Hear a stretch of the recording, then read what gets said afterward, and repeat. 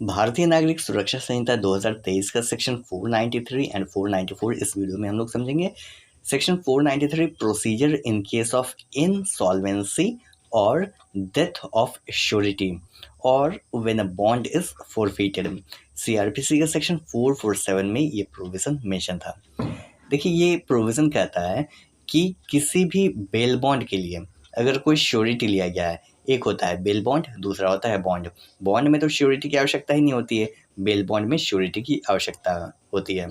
अगर bail bond के स्थिति में श्योरिटी लिया गया है और वो श्योरिटी इंसॉल्वेंट हो जाता है या श्योरिटी की मृत्यु हो जाती है, डेथ हो जाती है, या बॉन्ड को फॉरफिट कर लिया जाता है अंडर सेक्शन 491, जो हम लोग सीखे हैं 491 में कि बॉन्ड का फॉरफीचर कैसे होता है।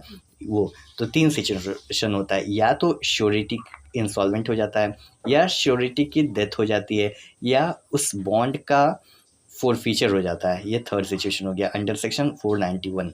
तो ऐसे स्थिति में जिस कोर्ट ने बॉन्ड को मांगा था या judicial magistrate first class, 2 courts के पास पावर होता है, जिस कोर्ट ने बॉन्ड लिया था या जुडिशियल मजिस्ट्रेट फर्स्ट क्लास, वो ऑर्डर पास करेगी, वो कोर्ट या वो मजिस्ट्रेट साहब, एंड कहेगी कि to furnish fresh security fresh surety को लाने के लिए कहा जाएगा। अगर फ्रेश सिक्योरिटी नहीं लाया जाता है तो ये माना जाएगा कि कोर्ट का या उस फर्स्ट क्लास मजिस्ट्रेट का जो ओरिजिनल ऑर्डर था, उस ओरिजिनल ऑर्डर का उल्लंघन हुआ है, ओरिजिनल ऑर्डर को नहीं माना गया है, ये चीज़ माना जाएगा।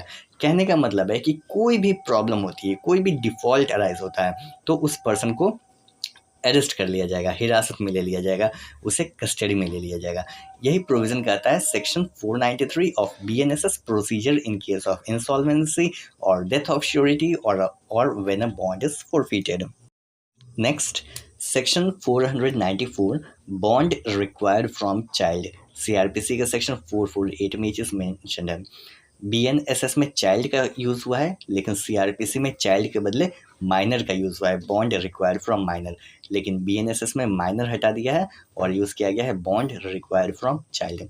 ये सेक्शन कहता है कि अगर किसी भी कोर्ट के द्वारा या किसी पुलिस ऑफिसर के द्वारा बॉन्ड का एग्जीक्यूशन कहा जाता है, और जो बॉन्ड का एग्जीक्यूशन कहा जाता है वो किसे कहा जाता है, जिस पर्सन को कहा जाता है वो एक चाइल्ड है।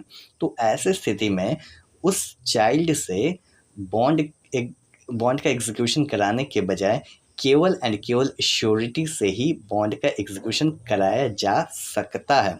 कराया नहीं जाएगा, ऑलरेडी कहा नहीं गया कि हमेशा कराया जाएगा, कह रहा है कि कराया जा सकता है।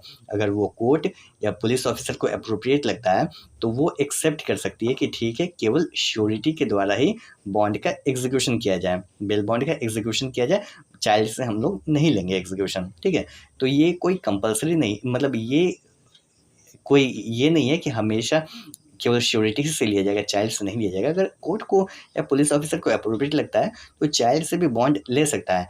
लेकिन चाइल्ड के केस में थोड़ा सा छूट मिल गया है कि अगर कोर्ट को लगता है तो कहेगी कि चाइल्ड को कोई ज़रूरी नहीं है बॉन्ड का एग्जीक्यूशन करने के लिए, सिंपली श्योरिटी ही एग्जीक्यूशन कर सकेगा।